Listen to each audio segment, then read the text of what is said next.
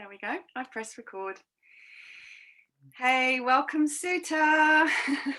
Hi, Shakti. So we were just talking before I press record. I never know what's going to happen when I press record and we start these conversations, but it always just brings a little surge of excitement through my body. Yeah. So welcome into the heart-to-heart space, where we're going to go on a journey, we're going to commune, we're going to explore, and I think I know what I'm going to, no, actually, I don't know what I'm going to ask you. I had an idea of what I was going to ask you, but let's just see what happens. So I guess we've connected because I've been doing a series of interviews with amazing men primarily for my Awakening Shakti group of women, but really I share this with everyone who wants to come and hear and listen. And you came forward as another amazing man to speak with, so thank you so much. Well, thank you for inviting me into the space and accepting my bold kind of coming forward. Thank you. Well, I love that actually, and of course that is, it's a bit of a masculine move there, isn't it? Yeah. In some aspects of life, to initiate and to be bold and courageous, be a voice for truth. And of course, all human beings are capable of that. And but sometimes that's an energy that men find especially a home place or empowering place to be coming from, to be living from. Yeah. Right. Yeah. And that's interesting because as you say that, it's like you're saying it in a way that you're very aware that whether we're in a woman's body or a man's body, that direct energy is available. Mm-hmm. Yeah. And at the same time, I want to explore with you, at least in some part of this conversation, because I know I know you through the world of tantra. I don't know if that's all that you do, and I also know that you've held space for men's group and done a lot of work with men in that space. So I am curious to sort of maybe open into that initially and then see where the conversation takes us. Sure. And even before we go there, I'd just like to make a suggestion or an invocation, because you call this heart to heart. And one thing that I really want to call in is, of course, the heart is another thing that exists in all of us, every human being. One thing I know about you, and one thing I know about every person who gets to see and hear this, even if I've never met them, is they have a heart that's beating now. And that there are many layers to the heart. Obviously, it's a physical organ, but then beyond that, there's an emotional layer to the heart of incredible sensitivity and the capacity for compassion and feeling, and an urge to connect, and to connect really deeply. And then beyond that, maybe there's some even deeper layer, what I call the deep heart, which is basically made of love. And so my call is that I may speak from that place of the heart, and also see and hear with the eyes and ears of the heart.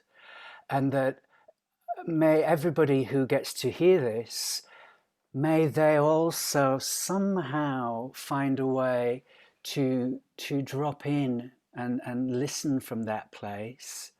And hopefully the nature of our conversation can support people into dropping into the heart, especially right now at the time when there's so many ideas and theories and floating around and being broadcast and shouted everywhere, We're in a state of mental inflammation and agitation. And what would it be if we can quieten that and slow down a little bit and come into the heart space?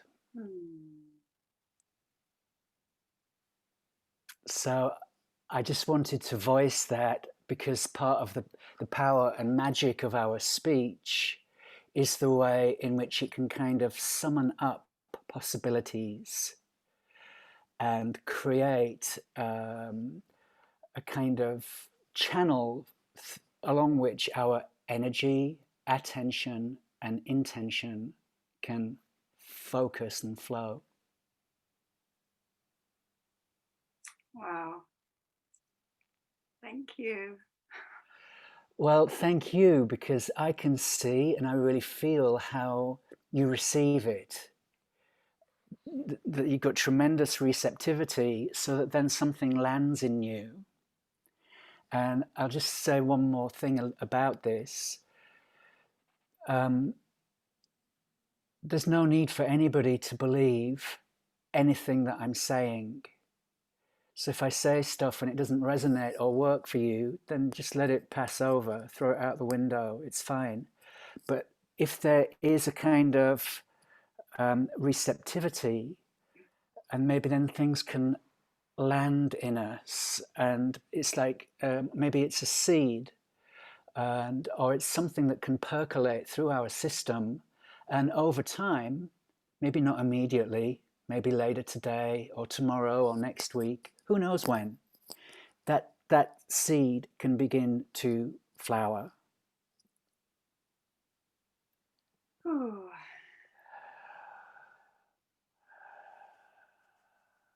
And now I've completely forgotten the question that you originally asked.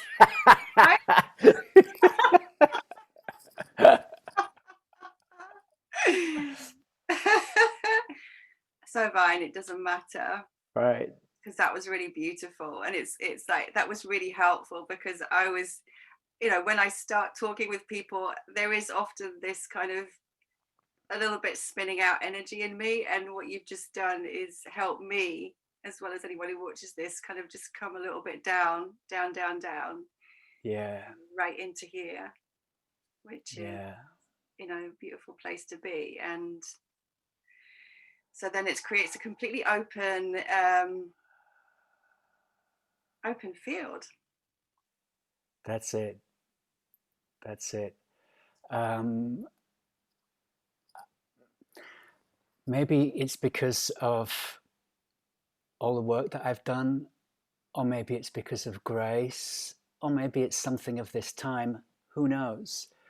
But these days I'm in a place in which I recognize the value, for sure, of that initiating energy, that very directional, bold, creative force that has a goal and wants to work towards a goal.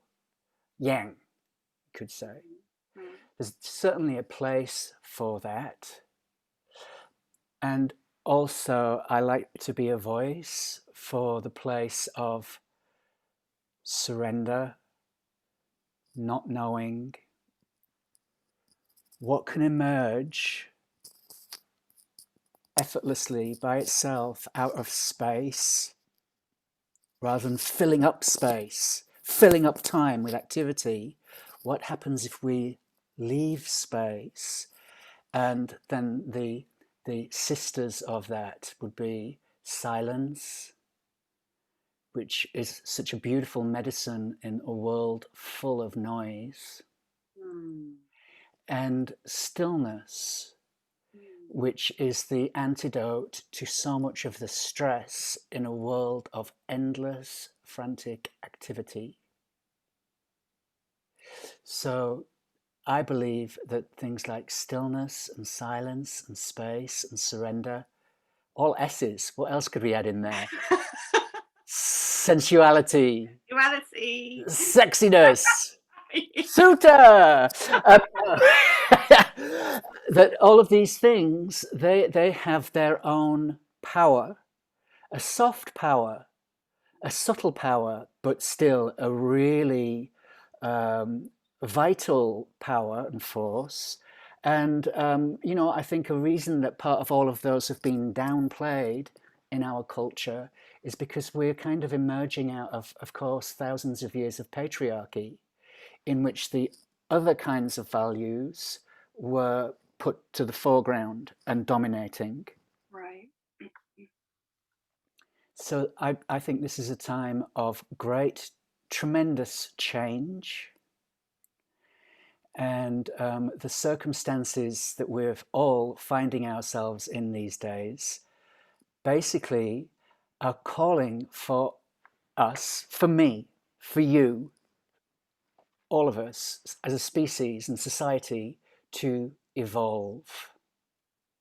It's a time to evolve, to let go, to investigate and let go of what isn't working, to really honor and respect the old ways which do contain great wisdom, and also to open up to amazing new creative possibilities, the synergy that is kind of constantly arising, ever afresh, if we can quieten the mind, maybe not be so caught up in the agitation of all of those feelings that are going on in the emotional body, and we can carve out and recognize the value of things like stillness, space, slowing down, and the direct knowing that comes through attuning to and awakening the sensual body, the sensual mind, the sensual heart.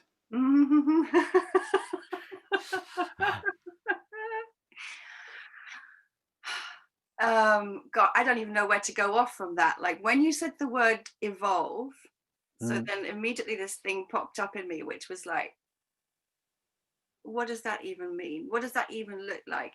Evolution. Why do I need to evolve? What is evolution? What is that? How do I do that?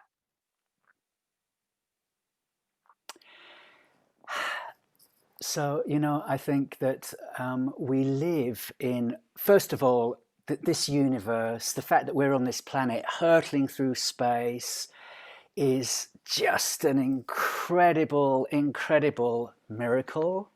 And that actually, basically, everything in this life, when we really get down to it and we strip away our pretense of knowing ever so much, actually, what we know is really, really tiny. um, and so it's a mystery. It's a great mystery. And still, we seem somehow innately driven to search for and create meaning and stories. So I offer all my speech in that spirit of, well, it might seem like a great theory, but basically it's just a kind of story that I'm spinning for today. And again, take what you want from it. So one thing I think is that in that deep heart, in our true nature, that is basically resonating in a state of just kind of pure being. And there's something about that being that already is in a state of completeness, fullness, perfection, untainted by anything that's ever happened to you, any upset or trauma. There's that pristine clarity. Pristine. I love that. And, a kind of pure consciousness, you could say. And at the same time, as that magnificence and divinity, Here I am showing up as this particular person who has all kinds of defenses and protections and wounds and habits of contraction and fear, Yeah. evasion, secrecy, dishonesty, fooling myself, all of that. And so, in a way, that's all in the realm of the personal and the very human and a kind of imperfection and in a state of becoming. Mm. So, in that sense, there is always new potential, new possibilities to experience, to grow into. And if you were to believe the marketers and the people in the personal development world and so on, we always have extra things that we need to kind of add on to make ourselves better and more complete and more whole. And so it's like then we're on this wheel, a hamster wheel of always having to work on ourselves, which is true, maybe. And at the same time, maybe there's a truth of we're already whole and perfect somewhere within. It's like, how can both be true? And yet, I think they are both truths of a sort, dancing around. The yeah, the kind of the simultaneous holding of those two aspects at once, rather than one cancelling the other out. But that's interesting when you said that the personal development belief that we have to always add things on. What arose in me as you said that was, I'm finding at the moment it's more reclaiming the parts rather than adding things on. It's more kind of reclaiming and healing and integrating the lost parts, the forgotten parts, the denied parts. So for me, it's kind of been more like this sense of like coming back, actually back to the heart, like coming back home. Like, oh, that part there that I forgot, that part there that I really didn't want to look at, that part there that's still hurting. And it's like bringing them all back. And that for me has been more the thing rather than bolting stuff on, actually. Yeah. And as I've been doing that, and that's an ongoing process, always ongoing, sort of becoming more and more somehow more and more aligned, or more and more connected, or more and more having a sense of I am divine and I'm human. I'm human divine. I'm divine human. That Love it. Yeah. whatever's going on. Yeah. Um, Yeah. I love the word as you were speaking. And you're making these kind of gestures. I love the word remembering, mm, remembering, bringing back together all of those dismembered aspects of ourselves and remembering the wholeness, which is our um, that's our blueprint. yeah, yeah. Yeah. And you also mentioned, I think you mentioned the pain body, or the emotional pain and stuff like that. And I think that's important to mention as a part of this process. So rather than, I don't know, sounding like we're like way out there and living in this beautiful place that's always blissful, recognizing that remembering, well, for me anyway, I speak personally, does require me to feel things that feel really uncomfortable. Yeah. Yeah. So, Yeah. It's like sometimes I encounter people and they've got a real kind of desire to be a big tree. But in order to be a big tree, we need grounding and roots. that what we see being presented above ground as the tree, on social media feeds as a perfect life, or even just in a face-to-face meeting with somebody where somebody's showing certain aspects of themselves that they want to be seen as, most of reality is unseen. Mm. And so, like with that tree, there's an equal amount of growth under the ground that we don't see. Mm. And so, yeah, I think we are all a kind of, you could say, like a mixed bag. So we have to include our pain and our humanity, as well as our magnificence and our divinity. And it's not either or. It's like you said, human, divine, human. That's the thing. We're multidimensional beings, and we all have our preferences. We all have our tendencies and home place that is either what we aspire to or what we feel very comfortable identifying ourselves as. Right. And I think we just simply, at a certain point in our life, of that process of whether we call it evolution or just maturation, there's a point where we can maybe, we're no longer trying to perfect ourselves in Mm. that way that I pointed to, adding on, improving, bigger, better, faster, more. Mm. And at some point, we get real and we're able to turn and face our pain and limitations and embrace that. And that is a very sobering process. And that's a good thing. It's great to be high. I certainly spent a great deal of my life wanting to get up and out and get high and expanded states of consciousness and all that. Wonderful zones to explore and hang out in. But basically, then there's a whole strata that remains unaddressed, untouched, and unintegrated. And it's key, it's essential to open all of the doors inside the house of our being, and including the door marked sadness, the door marked anger, the door with jealousy, abandonment, all of our woundings.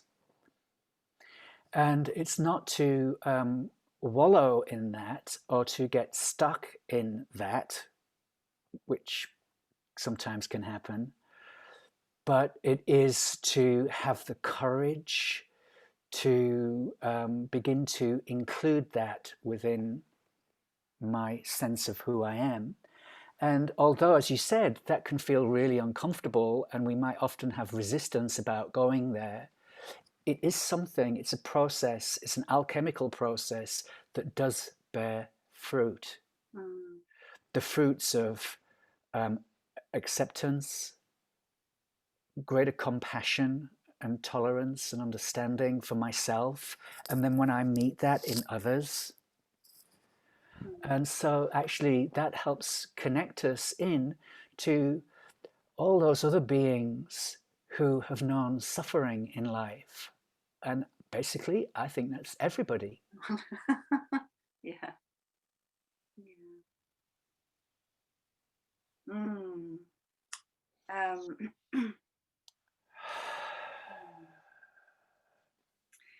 it's interesting because I know this feels really kind of right for me at the moment. I've just begun, just to make it specific for a moment, we'd have to talk about my stuff, but because I don't know, it will highlight something, I think. I've just begun relating with a man, and it's been amazing for me to witness already within a really short space of time what that is bringing up in me. This whole process of the dance of relating, of opening, of making love, and whoop, up comes the stuff. Up comes the stuff. And I'm like, oh my God, it's been a while since I've been in this situation. And, I've already seen some of the things that you've mentioned. The abandonment wound, that was up. The insecurity, that was up. Um, and, luckily this time around, the things that you mentioned at the beginning are stronger for me, like the silence, the stillness, the capacity to be with that those energies as they come up and as they move through. Do you want to say anything about that, just in terms of this dance that happens when we enter into a relating? I didn't know I was going to ask that, but I guess it's come up. Thank you. Yeah, I think I just want to affirm that we all, or in this case, you're a mother and a lover and a tantrika, and there you are with your heart. And over time, I guess that's what's been happening in you, like you just voiced, is your capacity to hold yourself in a friendly and loving and compassionate way, even as your stuff comes up, as your stuff gets triggered and starts doing its thing inside of you, your ability to hold yourself through that's probably grown over time. It certainly has in me. So just to share, in the last, I would say in the last 3 years, one of the things, it sounds so basic, one of the things that I've really been working with is, what is it to be a good friend? And starting with, what is it to be a good friend to myself? Just in terms of real basics about taking care of myself in terms of nutrition and sleep and being attentive about the quality of the thoughts that I have. And I think that's a real key that would make a huge difference in most people's quality of life, is becoming aware of what I'm saying to myself. And then with that awareness, we might be able to begin to shift those old programs, those old kind of tapes, recordings, but also just something as simple as, what's the tone of voice with which I speak to myself? Oh. Is there a harshness? Is there a critic? Is there a slap and a sting in just the intonation? So, and then one kind of mantra that I found so helpful and effective, and I love to share with people, is in the midst of being challenged emotionally or mentally, to just remind myself, my heart is big enough for this today. Because it's true. That deep nature of the heart is big enough to hold ourselves in our experience. And you only have to do it for today. Or at this moment, the next day takes care of itself. I love that. I love that. My heart is big enough for this. Yeah, that really resonates.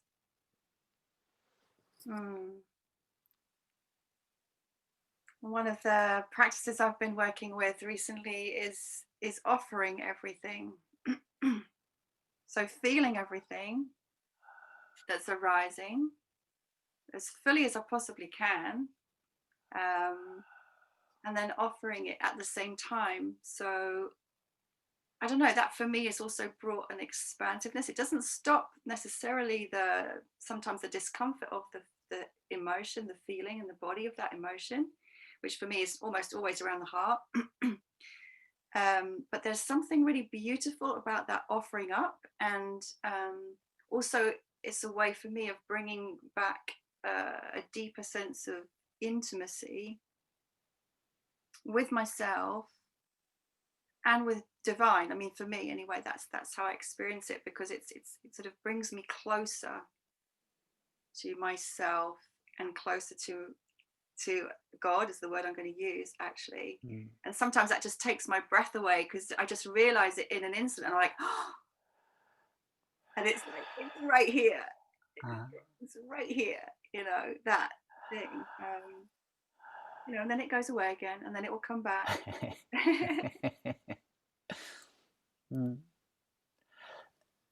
I'm loving you talking about that. Is there anything else you want to say about it? Well, inadvertently, we've kind of gone into this is really interesting. So, like, these discussions I've been having, I've done them along the themes of the course that I'm teaching, right? So in my Awakening Shakti course, I was having lots of conversations with men, because I was teaching about the masculine for women. So how do we meet the masculine within ourselves? Who's showing up in our external reality? What are the wounds that we're still carrying with the masculine? How can we heal that and remember ourselves and elevate that masculine within? So that's what I've been working with for the last month. But actually this month, we've already shifted into the realm of what I've called divine union. And so actually in what I've just spoken of, it's like that's what we're talking about. Yeah.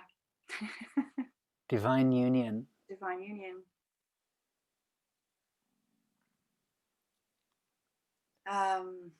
Where I guess maybe I'll say what that is for me. I guess it's a few different things, but that experience of breathing in and feeling the intimate sense of oneness with life, self, and divine all at once, that's one expression of it.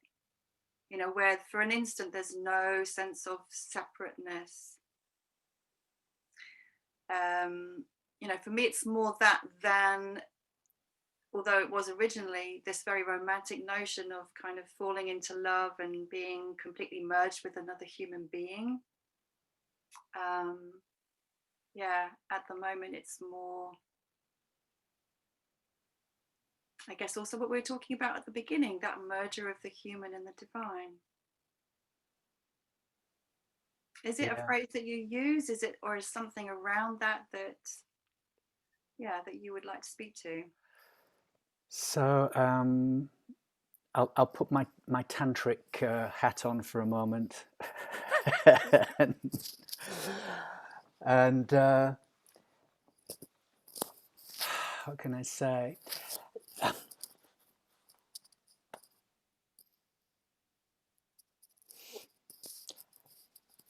I think you're a very special being. I think one thing that we all are, really, is we are transmitters.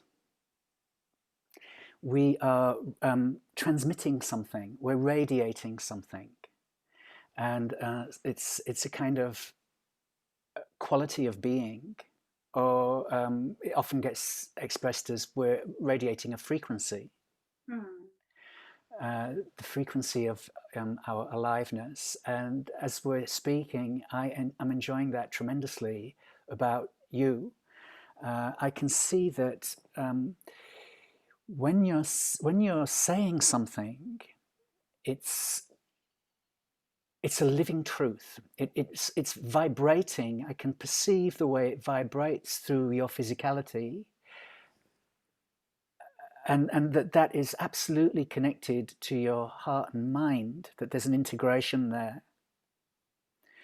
And so then you bring that to this, and then that opens up a very distinct and unique flavor of possibility in this conversation and this meeting. it seems to me that most of the suffering that people are experiencing is from a state of fragmentation and disconnection, Mm. and that disconnection is certainly for most people happening within themselves. Yeah. So let's just say, for story's sake, that we have three parts to our being. There might be 5 or 7, who knows, but I'm going to say 3 for now. Let's say we've got a sexual, animalistic, physical, biological part of our being. It's full of life force, it's primal, it's juicy, and that's a reality. Physical, yeah, part of our being. We also have this dimension of the heart and love and compassion, sensitivity, and so on. And then beyond that, I believe that we all have a spirit, a spiritual connection to the divine, the beyond, God, higher consciousness, something greater than, a sense of awe and wonder. And that for most people, those things are not somehow aligned. They're not even connected. In their experience, there seems to be a disconnect. Maybe somebody's really in the heart, but they're all dried up sexually. Or they're really visionary spiritually, but they can't bring that through to manifest into the physical realm. And there's all kinds of ways in which that plays out. What I think the real part of the real offering of Tantra teachings to the world that are so vital and such a medicine at this time is to point to the possibility and give us the tools to experience that our sex, our love, and our spirit can be experienced as a oneness, as a harmonious unity, and that actually that's our blueprint, and that when we come into that kind of alignment so that they are experienced as one, then things can happen with more ease and grace and a sense of fulfillment. From that state of wholeness, that becomes part of your transmission. And then as you're transmitting that, the likelihood seems to be you'll be more likely to attract that, like attracting like, or that somebody will see and respond to what it is that you are transmitting and resonating. So yeah, I think that a lot of people, they hear the word Tantra and immediately they think of, still the most common association is about, oh, that's about sex, isn't it? And so on. And I don't mind if that's the doorway for people to go into that, to enter that into, by that, through the sexual doorway. That was my doorway because I was feeling so much pain and frustration earlier in my life in that domain. And I figured I just need to get a handle on this. I want to find out the truth rather than all this conditioned ideas that were not helping me. They were screwing me up. But I think if people just focus in the sexual domain, like, for example, people seem to have a great deal of curiosity and fascination for orgasms, bigger, better, faster, more. And, that's fine to explore that and to increase our capacities and to learn about orgasms. But I think if somebody's doing that in a very focused way, to the exclusion of, how's that connecting into my heart? How's that connecting into the thoughts, my cognitive capacities?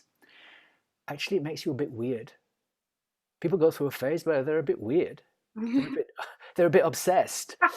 And actually, in the long run, then they're going to have to find a way to integrate and hook it up. Because that's really, those things that we were talking about earlier in the conversation about how are we when we're facing someone's pain?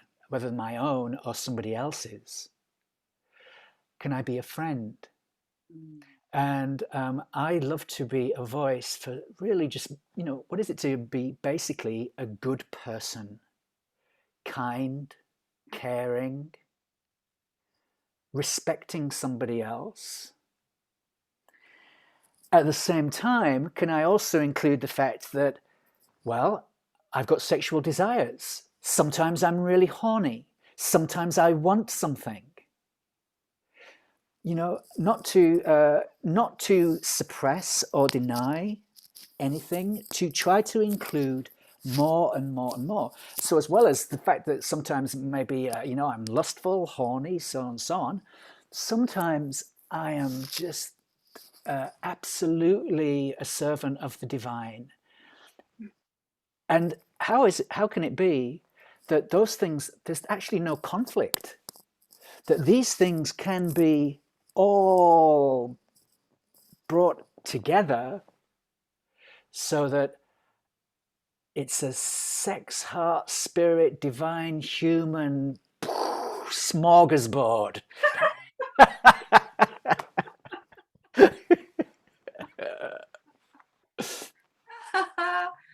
And that feels good. That feels so yummy. Yeah. Who wouldn't want that? Right. Who wouldn't want that? Mm-hmm. I've got a question about that that's just Mm-hmm. popped in now that I said that, actually. Here's a question. Do I want to ask that? Oh yeah, just ask it. Yeah. So lots of times, I don't know, that's probably a bit exaggerating, but a few times when I've been in partnership with someone who maybe isn't, I mean, like my life has been all about tantra for almost 20 years now. And so I've been with partners where that hasn't been the case. And when I have suggested, let's do tantric practice together, let's make it part of our life, let's make it part of our relating, they really haven't wanted to. And I've Mm-hmm. always been mystified by that. It's like, here I am, let's explore. And I've been really curious why there would be a no to that. Can Mm-hmm. you, yeah, what's your perspective on that? Yeah. So as I've led trainings, so currently the focus of my tantric work is to support couples. That's what I love to do. It feels such an honor and a privilege. So I run a 3-year training for couples, Oh, wow, called the Soulmate Training. And even in the singles world, and actually through the whole kind of realm of personal development, which I've also been exploring since the late 80s. And sometimes I would go on groups and courses and I would be the only man. That was way back. I mean, it's changed a bit. More men are getting on board. okay. So, it's definitely the case that women are more likely to show up.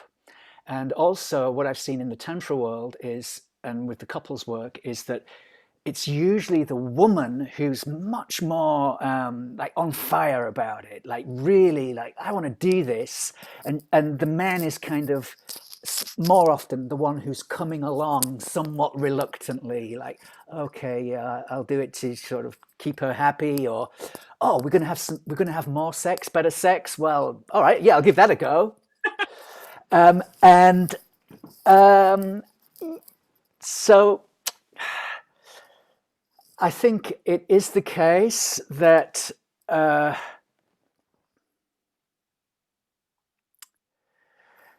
some point we're going to be challenged. As a man, we're going to be challenged.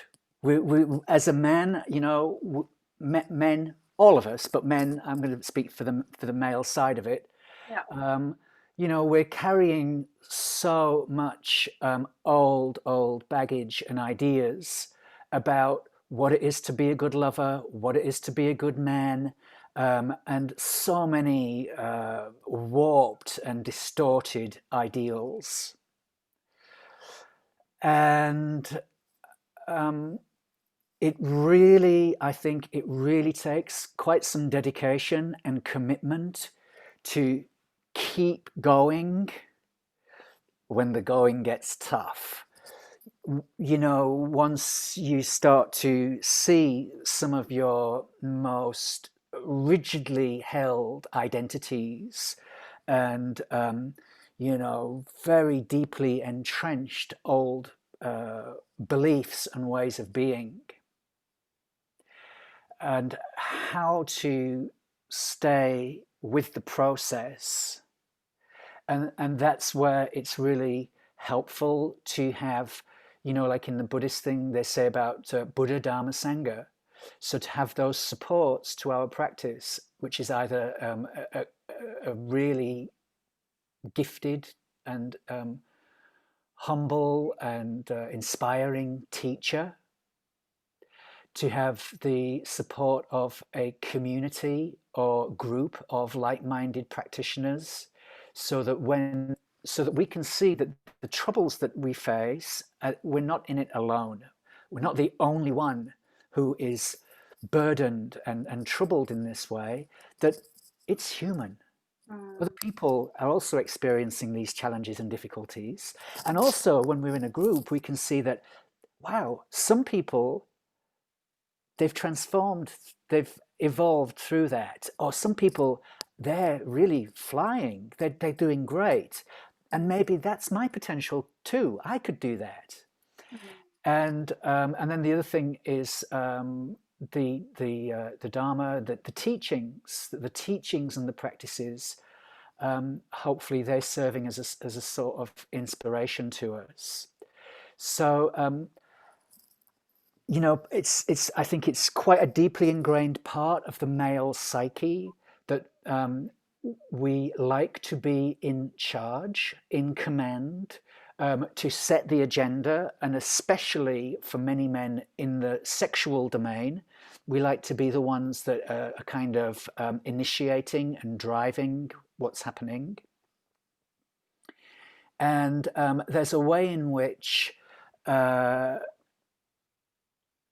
if that's just if that initiation and drive is just in service of maybe like a really condensed part of the ego, or from the ideas in the mind, well, typically that's, over time, that's not going to feel very nourishing to the feminine partner.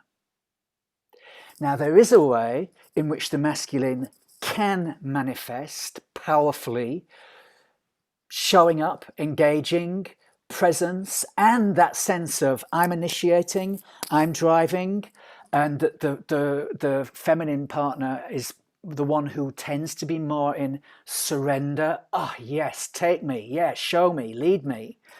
But what the aspect that the man is transmitting is not just his personal self. It could be, you could say, something of the deities, something of the divine, something that emerges out of space, which he can't claim any ownership to.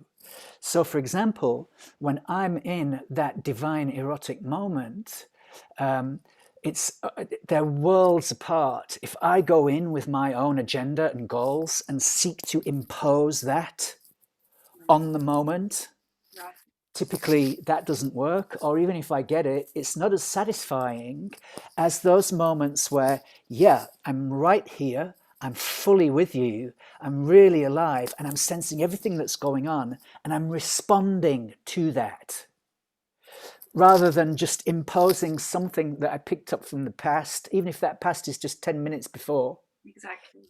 It's like, okay, now, this moment, what's arising, what's real, the living truth of this moment. And that is the power and flow of Eros, the living moment. And, to be a kind of a servant of that. It's like, yeah, I'm in the driving seat, I've got my hands on the wheel, and yet the actual fuel and petrol, which is enabling the vehicle to go somewhere, well, that is not something that I create. Yeah. That's part of that mystery. Who knows where it comes from? All I know is that I am grateful that it is, and that I do my best to, in my life and through my hopefully inspiring and pointing the way for others, that we go, wow, yeah, I recognize that, and I see that that's an alive current that's real and true. And how can I give myself over and be a devotee of that? Mm. Ooh. Amen. So, did that answer your question in part? I can't remember what the question was. uh, just gone a little journey with you there. That's, yeah. Mm. So this is the beautiful thing. Like the very first thing you said when we switched on record was something like, I don't know where this is going. And that is, this is it. This is the thing. It's like who we are in truth, in who we are in the heart, doesn't need any rehearsal. It's like we can't prepare ourselves for the moments of spontaneity. Like I'm going to be spontaneous tomorrow. Give me a chance to get myself ready to be spontaneous. Give me a chance to get ready to be alive. Well, here I am. This is it. I am alive. And so how can I be with that and be in that with you together? And this is the thing that I think I'm often kind of it still surprises me, it still quite mystifies me how, when people are talking about relating, and they're talking about sensuality and sex, and let's say that's going to be involving two people. Well, that's something that we do together. And in the beginning, it's like here I am, and I see, I'm perceiving another, and there's something that's attractive. I want to come closer, but surely that process and that dance is about peeling away layers, the layers of protection, all those things that keep us separate, and revealing ever deeper so that we can really meet, really connect, be touched, and touch one another deeply. And then we're moving into greater and greater felt sense of union, the divine union, oneness. And we yearn for that. I think you, me, every person who's attracted to listening to something like this, I would say one thing I guess about you is you yearn for and long for the deep. And it's okay to live on the surface for a while and have a kind of superficial times and frivolous moments. But if that's all that we do, if we only live on the surface, well, at some point we recognize that I feel a bit empty. There's so much here of who I am and what I know to be true that's not being seen and met and acknowledged. And when it is, that feels really good. And there's something about the deep that I think is waiting for us and calls to us in each and every one of us. We want the deep and the true. Yeah. And so when we're in those sensual moments, how can we support one another? How can we're on the same team here. Mm-hmm. I hope. Well, yeah, as you said, that was tickling because I was just aware of, that's so true. And then I forget, Mm-hmm. you know, all the other forgets just for a moment. So Yeah. it's really beautiful to have that reminder. Yeah. And that's the thing, isn't it? It's like you can remember. You can remember because, like you said, or I don't know if it's been said. I'm going to say it now. There's a truth that lives within. There's a knowing that lives within, Mm. and sometimes it's like life is constantly giving us opportunities to remember, whether that's in a moment of beauty or a moment of joy or laughter or even through pain.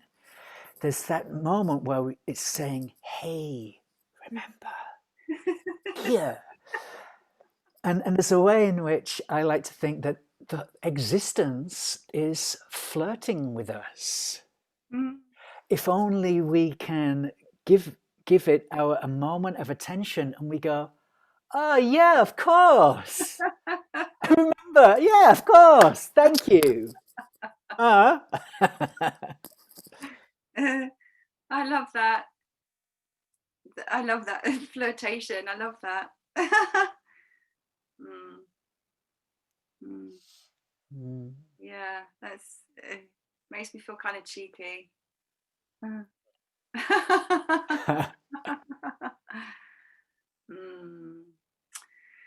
Yeah, so that, oh gosh, in everything that you've spoken to and described and evoked, it's so interesting, isn't it? It's like in that, because you have been talking about this coming together and the union and the experience of,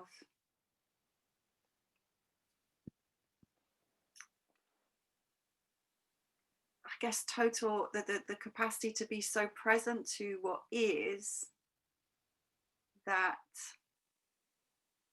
the sort of all those definitions of the self just kind of go right out to the periphery in that meeting place, because then there's nothing else.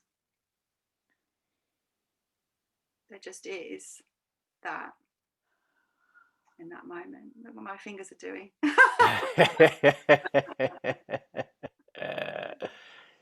Isn't it? Mm.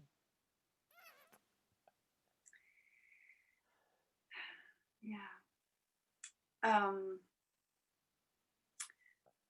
So I want to, before we close, I really would love to bring it back, because I kind of feel I feel very expanded Mm. and also very still through the middle. It's really lovely.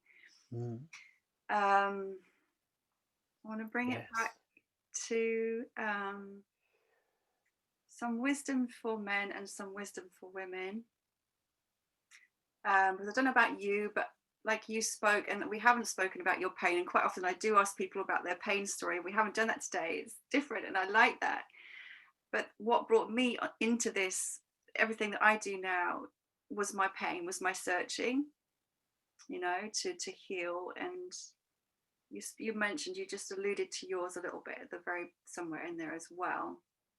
And for me, the pain was all about the disconnect, which we've spoken to, the disconnect from myself and the disconnect from man, Mm-hmm. in relationship and in sex.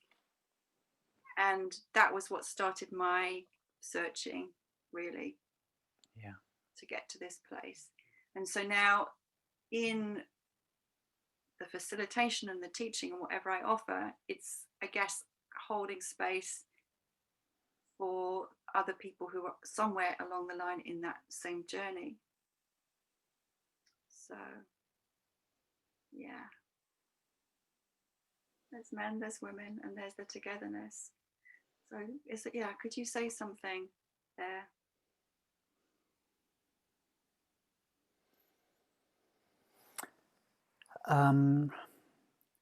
So for men, I would say one of the key things is to learn and practice to unguard the heart. Hmm. That there's so much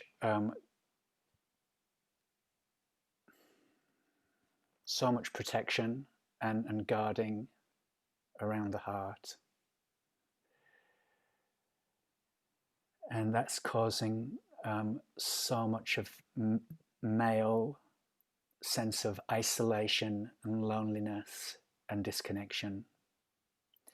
And I think it's also the hidden driver of a lot of men's dishonesty, which causes pain to women and also actually perpetuates the pain that men often secretly are carrying. So learn to step into your vulnerability. That might be one of the layers to go through. The vulnerability, that feeling layer of the heart, which has been wounded, experienced abandonment, knows grief, knows great trembling, and to get the support necessary to stay with that process long enough to come through into the deeper heart, and then to continue to get the support until you're really established in your own capacity. And I don't know when that will ever happen, when that ever really, we're really fully in that, so that I can always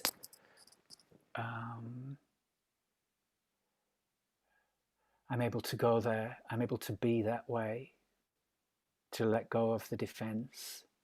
And I'm still learning that. Sometimes just this year, I've had periods of conflict with my beloved. And I'm so in my position of being right that it can take me hours or even days to soften and begin to open myself to include the feedback I'm getting, the perspective that's been given, and also the hurt feelings that are being shared with me. I think one of the key challenges for women would be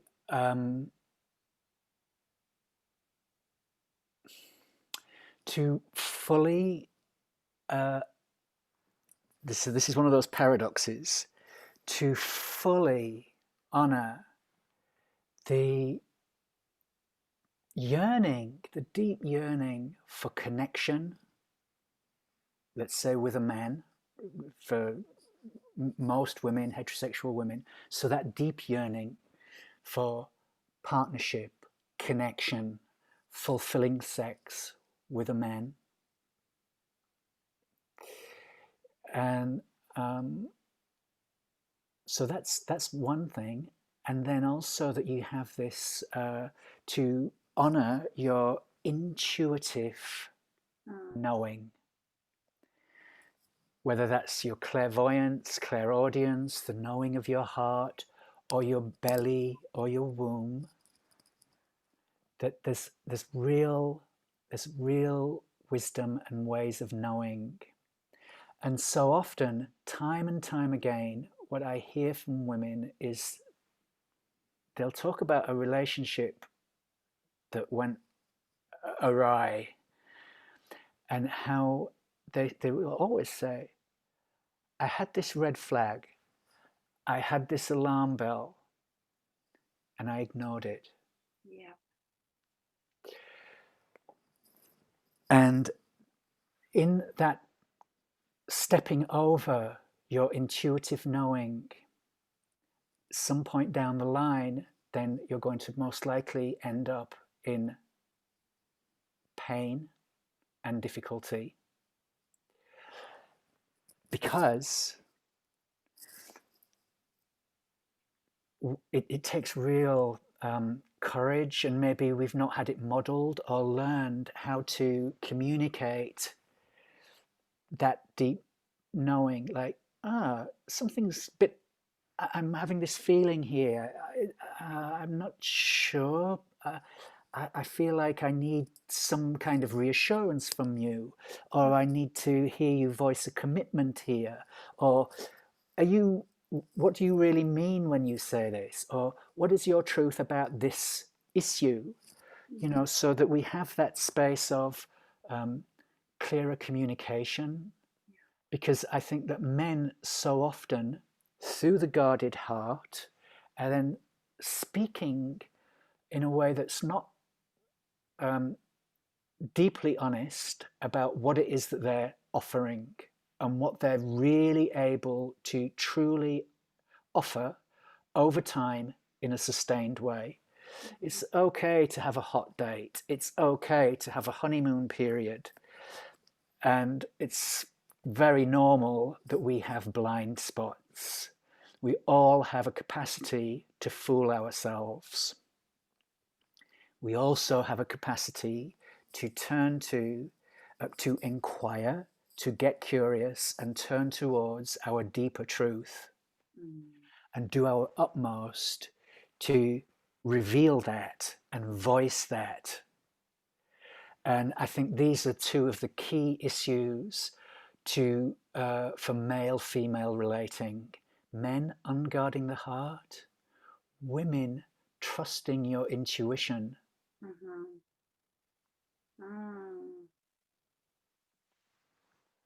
Mm. I love that. Mm. And then I think a real master key at this time as well, just to say one more thing if I may, is to cultivate the capacity to listen. And there are layers to listening. So there's the listening of just hearing somebody's words going on with the physical ears, but what about the ears within the ears, or the listening that comes from the heart or from the gut, so that we're listening not only to those words that are so cleverly packaged with intention and often have the flavor of an agenda in them, but we're listening also to where in someone's being the words are coming from. We're listening to the space between the words and the whole space, which is the container in which that our communication is embedded in. And that's a lifelong, there's no end to that listening. And I think that really behooves all of us in our personal relationships. And I think it's also what humanity needs to do in its relations with the other than human realm, to listen to all of the creatures of the earth, to the land, to the waters, so that we can, through that listening, we're taking something of the other into us. And when we take something in, it becomes a part of us, even if only for a short term. Like, whatever you had for breakfast, that's now part of you. That's giving nutrients to your body, I hope. Likewise, these words, if they land in you, they're giving something to you, and a different kind of nutrition. And we're all doing that for one another. Oh, beautiful.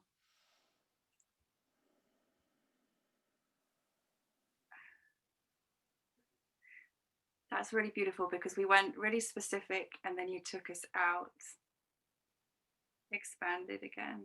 Just the invitation to listen so fully, so deeply, in a really embodied way.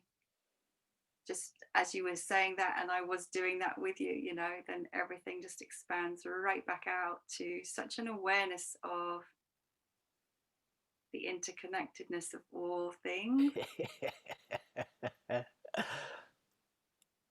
And also then it was also like, oh, the intention came up in me to be more aware of the impact that I have in every movement, in every thought, in every word, in every gesture, in every interaction, in every pair of eyes that I look into, you know, like literally, like everything, everything. Yeah, that's true. I can see, like, as you hear certain things, it's like your whole you're shape shifting in response, and that shows me that here's somebody who really has this capacity to listen in the way that I'm describing and talking about. Your face changes shape. I see things change in your body, and then the words that come from you, kind of taking it, and then there's that synergy, and then you start to paint your own colors or make your own weave in this, the fabric of the moment. And it's true what you're saying, that yes, there's a call to live with more sensitivity, more awareness, and also, we can be to remember that, well, I'm likely to forget. I'm likely to be pretty dense sometimes and insensitive, and okay. And like, we zoom out and we zoom back in, and we remember and we forget, and I can remember again. I'm here and now. Oh, and then I'm there and then, and here and now, and so it's wonderful and seems to be never ending. I mean, you said you've been doing this stuff for decades, and I've been doing it virtually my whole adult life, and I still think I'm a beginner, really. Mm, yeah, same. Mm. Oh, Suta, well, I feel like we could go on. I'd happily go on. I love this, and yeah, I could go on for hours with you. Thank you. But maybe there's other appointments today, right?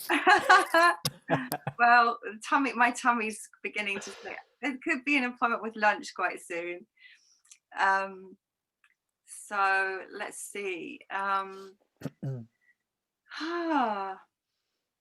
For people to find you, Suta, and explore your work, you've mentioned it's a tiny part of it, I think. So do you want to just talk about that?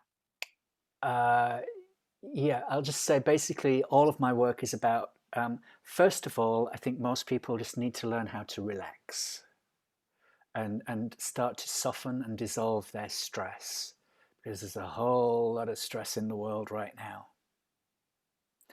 And then once we've got that capacity to relax a little bit, then to uh, be a kind of friend and guide to somebody about, okay, what is it to start to awaken more and remember something deeper in myself that I call true nature.